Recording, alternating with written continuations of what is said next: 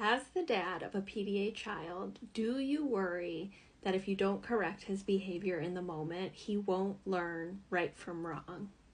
So there are two reasons I often feel the need to correct misbehavior in the moment if my son is acting out. So one is frankly like, I feel like, oh, if he's acting wrong, like I need to be the authority, or if he's insulted me, like I have my own hurt feelings, and so I want to sort of like, get back on top and put him in his place.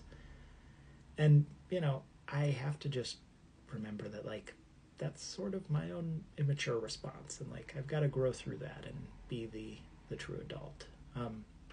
But the second is exactly what you're talking about, which is, if my son misbehaves, I worry that if I don't correct him, he, won't grow up to be a good person, and I, want him to be a good person.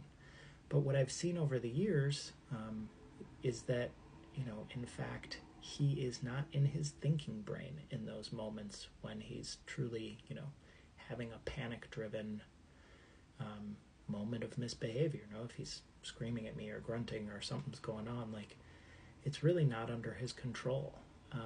And it took a leap of faith to not correct him in those moments, and instead to, de-escalate and sit with him and show him compassion.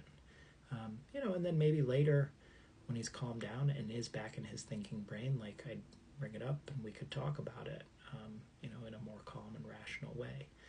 But what I've then seen over the years is that, increasingly he is in his thinking brain, and he's not so much getting driven into that survival brain and that fight or flight response. And the result of that is that, like, now I see, very clearly all the time who my son is. And he is a good person, and he knows right from wrong.